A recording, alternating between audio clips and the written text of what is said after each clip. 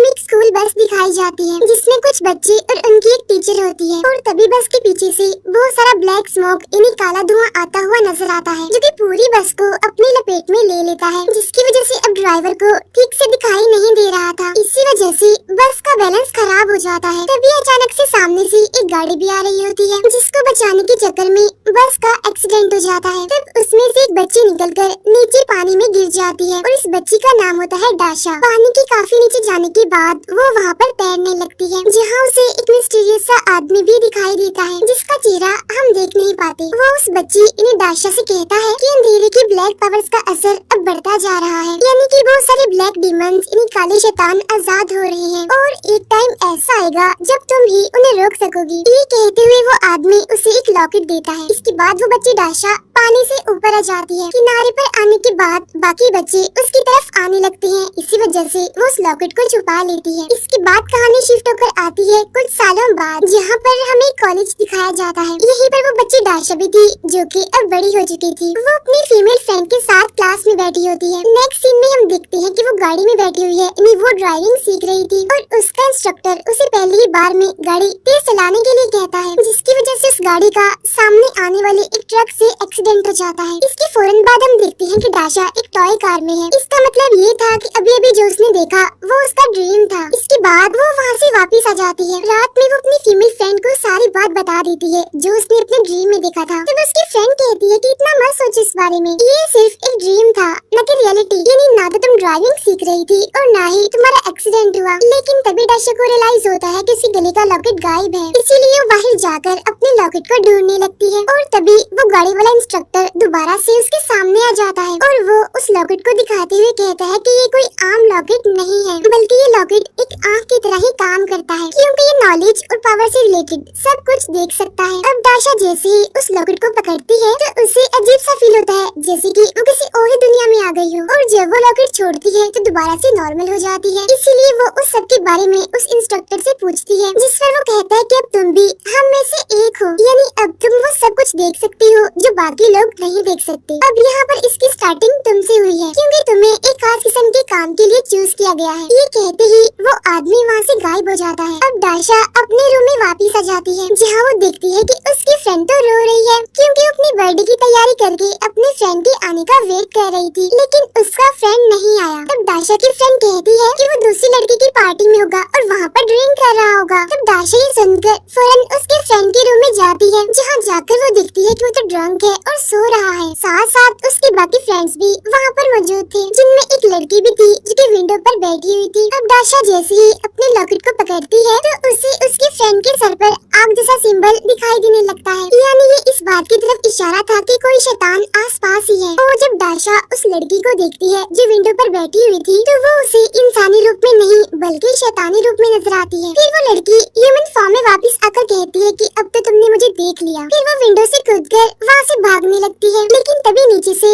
एक और लड़की लीजा वहाँ पर आकर उसे रोकती है और यहाँ पर उन दोनों के बीच फाइट होने लगती है। फिर लीजा उस लड़की पर अटैक करके उसे बेहोश कर देती है। फिर लीजा किसी को कॉल पर ये सब कुछ बताकर वहाँ पर आने के लिए कहती है। तब डाशा लीजा के पास आकर पूछती है कि आखिर ये लड़की कौन है। तब लीजा बताती है कि ये शैतान है, ये बुरा साया है जो लोगों की पावर्स और इमोशंस को खत्म कर देती है। और तभी एक और लड़का वहाँ पर आता है, जो कि असल में लीजा का साथी होता है। वो एक दीवार पर स्प्रे करके एक पोर्टल ओपन करता है। फिर वो उस पोर्टल के जरिए उस लड़की को वहाँ से ले जाते हैं। उनके जाते ही वो पोर्टल बंद हो जाता है। नेक्स्ट सीन में हम देखते हैं कि डाशा भी उस इंस्ट्रक्टर के साथ उन्हीं लोगों के पास एक जगह पर आती है। फिर वो इंस्ट्रक्टर बताता है कि ये लड़की अंधेरी दुनिया का काला साया है, यानी जिसे अभी अभी उन्होंने पकड़ा था। फिर डाशा अपने लॉकेट को पकड़कर उस लड़की को अपनी असली हालत में देखती है, जहाँ वो देखती है कि लड़की वो ड्राउनी है, क्योंकि ये शैतान है, काला साया है। अब लीजा और उसका साथी सामने की दीवार पर एक पोर्टल बनाकर उस लड़की को वहाँ पर भेज देते हैं। तब लीजा यहाँ पर डाशा को बताती है कि ये पोर्टल असल में काली दुनिया का पोर्टल है और यहीं से ही काले साए हमारी दुनिया में आते हैं, लेकिन हम उन्हें मार नहीं सकते बस इस दुनिया से यहाँ से वापस भेज सकते हैं। अब वहाँ पर 3 आदमी भी थे जो कि उस पोर्टल के प्रोटेक्टर थे। वो बताते हैं कि हमें 1984 में एक खुदाई के दौरान इस पोर्टल और इस अंधेरी दुनिया के बारे में पता चला और तभी से हम इसकी प्रोटेक्शन कर रहे हैं। फिर वो तीनों दीवार में पोर्टल बनाकर उनके घर पर आ जाते हैं, यानी लीजा के घर पर। वहाँ जाकर वो लोग दाशा को पोर्टल के बारे में समझाने लगते हैं। इसके बाद हम देखते हैं जादूगर को जो कि अपनी असिस्टेंट से कहता है कि मैं इतने सालों से जिस मकसद के लिए जी रहा था वो अब मेरे बहुत करीब है और अब मैं उसे हासिल करना चाहता हूँ। फिर वो अपने असिस्टेंट को मॉस्को का एक मॉडल दिखाता है जिसके ऊपर काली दुनिया के पोर्टल को भी दिखाया गया था। वो बताता है कि 7 ऊंची बिल्डिंग्स इस पोर्टल को सिक्योरिटी प्रोवाइड कर रही हैं। इसमें सबसे पहले मैं उस पोर्टल के उन तीनों प्रोटेक्टर्स को खत्म करूंगा, फिर बाद में पोर्टल खोलकर काले शैतानों को यहाँ पर लाकर उन्हें अपने लिए इस्तेमाल करूंगा। नेक्स्ट डे दाशा अपने कॉलेज जाती है जहाँ दूर खड़ा एक लड़का छुपकर उसकी पिक्चर्स बना रहा होता है। दाशा यहाँ पर सब कुछ दूसरी नजर से देख रही होती है, यानी कि लॉकेट की नजर से। वो एक लड़के सैम को बताती है कि उसकी गाड़ी की ब्रेक्स खराब है। तब इस बात से इम्प्रेस होकर वो लड़का सैम उससे पूछता है कि तुम ये कैसे जानती हो, लेकिन दाशा उसे कुछ भी नहीं बताती। उधर हम देखते हैं दूसरे लड़के को जो दाशा की पिक्चर्स बनाकर उस जादूगर को सेंड करता है। तो वो जादूगर उस लड़के से कहता है कि इस लड़के दाशा की सारी इन्फॉर्मेशन, सारी डिटेल्स मुझे चाहिए, क्योंकि इस लड़की को अपने फादर की तरफ से पावर मिली है और इसकी ये पावर मेरे मकसद में, मेरे रास्ते में आ सकती है। फिर दाशा को कॉलेज में एक लड़की पर सेम पहले वाला वही आग का सिंबल दिखता है। इसका मतलब ये था कि कोई शैतान, कोई काला साया आस पास ही है। इसीलिए दाशा फौरन लीजा को कॉल करके उसे पूछती है कि अब मैं क्या करूं। तब लीजा उसे उस लड़के के आसपास काले साए को ढूंढने के लिए कहती है, लेकिन उसे कुछ भी नजर नहीं आता। इसीलिए वो उस लड़के माइकल को अपना नंबर देकर उसे कहती है कि अगर तुम्हें कोई भी प्रॉब्लम हो तो मुझे कॉल कर लेना। नेक्स्ट सीन में हम देखते हैं कि दाशा स्विमिंग कर रही है, लेकिन तभी उसे बचपन वाले पुराने विजन्स आने लगते हैं और जब वो जल्दी से पानी से बाहर आती है तो उसका लॉकेट गायब होता है। तब उससे लगता है कि शायद वो लॉकेट पानी में गिर गया होगा, इसलिए जब वो उसे वहाँ पर लेने के लिए जाती है तो उसे वो वहाँ पर नहीं मिलता। फिर पानी से बाहर आकर जब वो लीजा को ये सब कुछ बताती है तो लीजा उससे कहती है कि इंस्ट्रक्टर तुम्हारे लिए जरूर कोई मदद भेजेंगे। इसके बाद आशा जब वॉशरूम में होती है तो लीजा का साथी उसके पास एक लड़के को लाता है और उस लड़के के पास ये पावर थी कि वो किसी को भी स्मेल करके, किसी को भी सूंघ के उसके बारे में सब कुछ बता सकता था। नेक्स्ट सीन में हम माइकल को देखते हैं जिसके पास एक वीडियो आती है, लेकिन जब वो बाहर आता है तो उसे वो वीडियो वाला सीन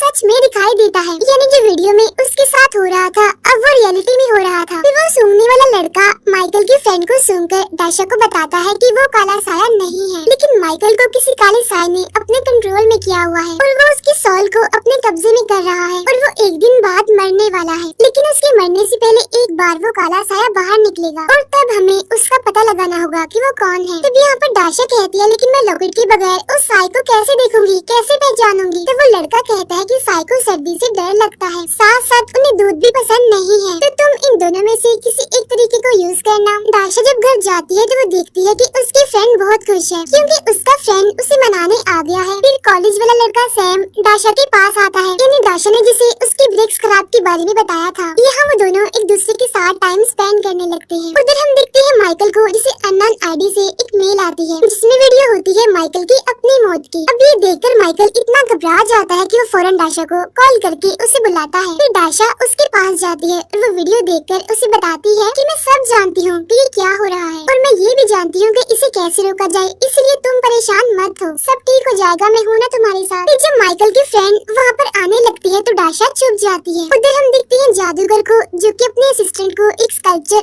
एक स्टैचू दिखाता है और ये स्टैचू अपने टाइम में एक जादूगरनी हुआ करती थी, लेकिन फिर वो बाद में पत्थर की बन गई। उसके फेस पर कुछ मैजिकल वर्ड्स लिखे हुए थे और ये मैजिकल वर्ड्स किसी भी पोर्टल को ओपन कर सकते हैं, लेकिन उन मैजिकल वर्ड्स वाले हिस्से को तोड़ दिया गया था। जादूगर बताता है कि मैं काफी सालों से इसके टुकड़े जमा कर रहा हूँ और अब बस एक टुकड़ा रह गया है जो कि उसकी एक आँख का था। नेक्स्ट सीन में हम दाशा को देखते हैं जो कि माइकल के घर में ही सो गई थी, लेकिन कॉलेज में जाकर वो माइकल और उसके फ्रेंड के पीछे पीछे ही रहती है ताकि जैसे ही काला साया उसे दिखे तो वो उसे पकड़ ले। अब कॉलेज में लीजा, उसका साथी और वो सूंघने वाला लड़का भी उन पर नजर रखने के लिए मौजूद थे, लेकिन तभी उन्हें माइकल की क्लास के एक लड़के पर शक होता है, इसलिए वो उसे पकड़ लेते हैं। लेकिन बाद में पता चलता है कि वो तो काला साया नहीं था। फिर क्लास में एक लड़की आकर माइकल को अपने साथ ले जाती है और क्लासरूम में माइकल को ना देकर डाशा काफी परेशान हो जाती है। और तभी डाशा को एक आइडिया आता है। वो एक कागज पर लॉकेट का स्केच बनाकर उसे लॉकेट की तरह इमेजिन करने लगती है और यहाँ पर उसका ये आइडिया कामयाब हो जाता है, जहाँ उसे काले साए के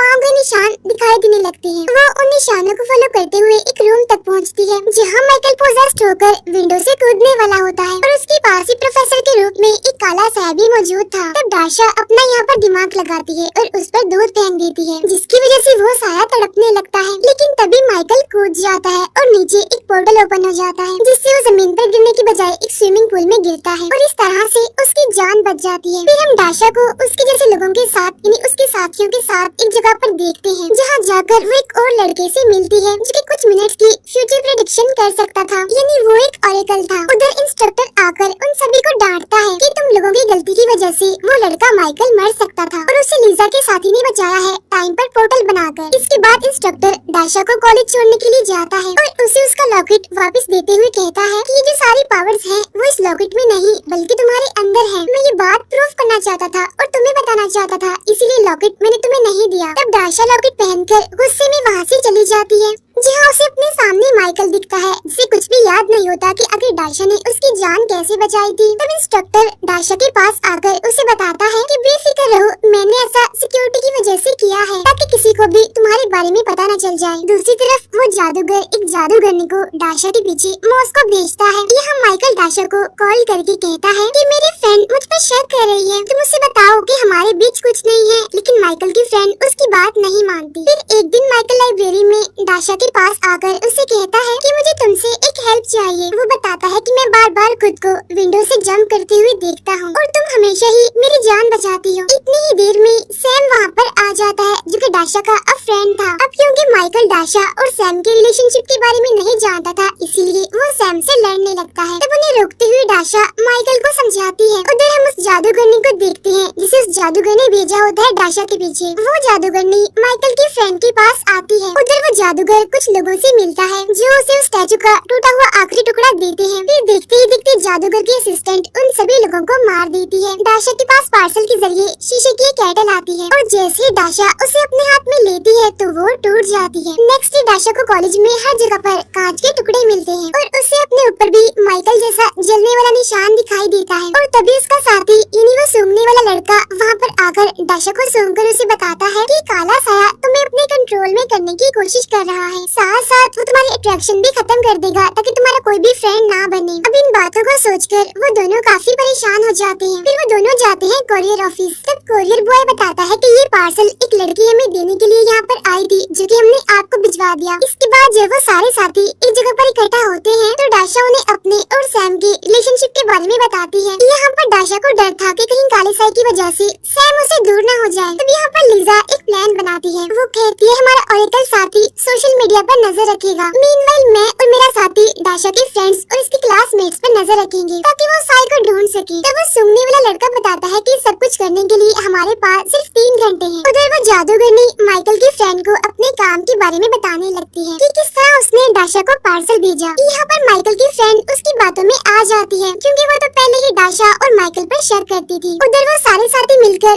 साए को ढूंढने की कोशिश कर रहे होते हैं और डाशा इस सारी सिचुएशन की वजह से काफी परेशान भी थी। फिर वो सैम के पास जाकर उसे सब कुछ बता देती है। वो उसे अपना डरावना फेस भी मिरर में दिखाती है और बताती है कि जब उस काले साए का जादू पूरा हो जाएगा तब मैं तुम्हें ऐसी दिखूंगी और फिर तुम मुझे छोड़कर चले जाओगे। जिस पर सैम कहता है कि चाहे कुछ भी हो जाए मुझे तुम फिर भी पसंद हो, मैं तुम्हें तब भी छोड़कर नहीं जाऊंगा। उधर वो जादूगरनी अपने जादू के पूरा होने का वेट कर रही होती है, लेकिन सैम के ऐसा कहते ही ऐसा करते ही उसका जादू उल्टा हो जाता है, जिसकी वजह से वो कमजोर होकर तड़पने लगती है। उधर डाशा और सैम एक साथ टाइम स्पेंड कर रहे होते हैं। वो जादूगर भी पत्थर का वो टुकड़ा लगाकर उस स्टैचू को पूरा कर लेता है जो कि अनकम्प्लीट था, लेकिन मॉडल पर बना सिक्योरिटी कवर नहीं हटता, यानी अब भी वो जादूगर पोर्टल नहीं खोल सकता था। तो यहाँ पर उसे समझ आ जाती है कि ये सब कुछ करने के लिए उसे डाशा का लॉकेट चाहिए। इसके बाद वो डॉल पर ब्लैक मैजिक करने लगता है सैम को इमेजिन करके, जिससे सैम पोजेस्ड हो जाता है और वो डाशा का लॉकेट उतार लेता है। और जब डाशा उठकर उसे उस लॉकेट का पूछती है तो कहता है ये मुझसे रिलेटेड है और ये बात असल में उस जादूगर ने उससे कहलवाई होती है। फिर जब दाशा दोबारा उससे लॉकेट मांगती है तो सैम उसको मारकर बेहोश कर देता है। नेक्स्ट सीन में हम सैम को सोया हुआ देखते हैं। जागने पर वो दाशा को आवाज लगाने लगता है लेकिन वो वहाँ पर नहीं होती और तभी वहाँ पर लीजा और वो सूंघने वाला लड़का आ जाता है। यहाँ पर लीजा उस पर अटैक करके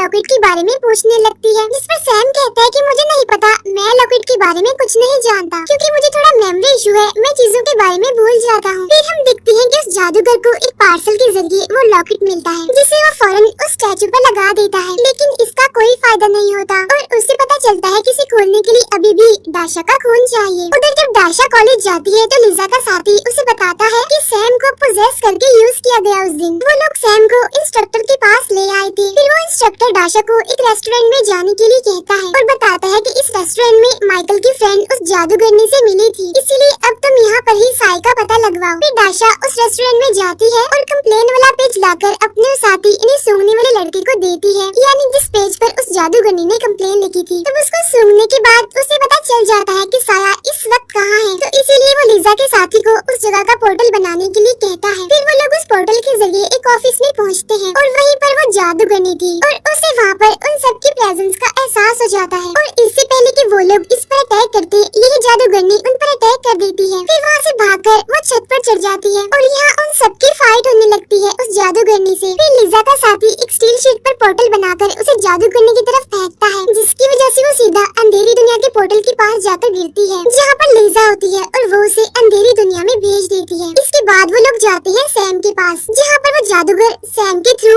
दाशा से बात करता है। उधर लीजा देखती है कि जगह पर ट्रैफिक जैम है, इसीलिए वो गाड़ी से उतरती है। वहाँ पर धुआं फैलता ही जा रहा था और तभी वहाँ पर जादूगर की असिस्टेंट आ जाती है और वो लीजा को मारकर बेहोश कर देती है। अब आहिस्ता आहिस्ता करके उनके सारे साथी जादू के असर में आ रहे थे। फिर वो जादूगर सैम के थ्रू दाशा को बताता है कि तुम्हारा लॉकेट मैंने ही लिया है और मैं पोर्टल खोलकर काले साई इन्हीं सारे शैतानों को आजाद करना चाहता हूँ। और जब जादूगर को पता चलता है कि दाशा सैम को कितना पसंद करती है तो वो उस डॉल के जरिए सैम को टॉर्चर करने लगता है और उसे पेन देने लगता है, जिसे दाशा बर्दाश्त नहीं कर पाती। उसे काफी दुख होता है। उधर हम पूरे शहर का सीन देखते हैं। वो स्मोक पूरे शहर में फैल गया था। यहाँ पर वो जादूगर दाशा से कहता है कि मुझे तुम्हारा खून चाहिए, इसीलिए सैम को बचाने के लिए दाशा उसके पास चली जाती है और अपना खून उसे दे देती है। वो उस खून को लॉकेट पर डालकर उसे स्टैचू में लगा देता है। उधर माइकल को न्यूज में सैम की पिक्चर नजर आती है जहाँ टीवी पर ये न्यूज चल रही थी कि सैम की मदर उसे ढूंढ रही है और जादूगर की असिस्टेंट ने लीजा के साथ साथ उसके दोनों साथियों को भी पकड़ लिया था। उधर हम दाशा को देखते हैं जो कि वापस सैम और अपने साथी के पास आ जाती है। यहाँ पर दाशा अपने साथी को बताती है कि उसने हम सबको पकड़ लिया है। फिर हम सैम को देखते हैं जो कि पोर्टल के पास जाता है। उधर लीजा खुद को आजाद करने की कोशिश कर रही होती है। तभी सैम के रास्ते में इंस्ट्रक्टर आकर उसे रोकता है तो यहाँ पर उन दोनों में फाइट होने लगती है। उधर लीजा खुद को आजाद करने में कामयाब हो जाती है। इसके बाद वो दरवाजे को तोड़ देती है। वो अपने साथियों को भी आजाद कर देती है और वो वहाँ से भागने लगते हैं, लेकिन जादूगर की असिस्टेंट एक बार फिर से उनके सामने आ जाती है और यहाँ फिर से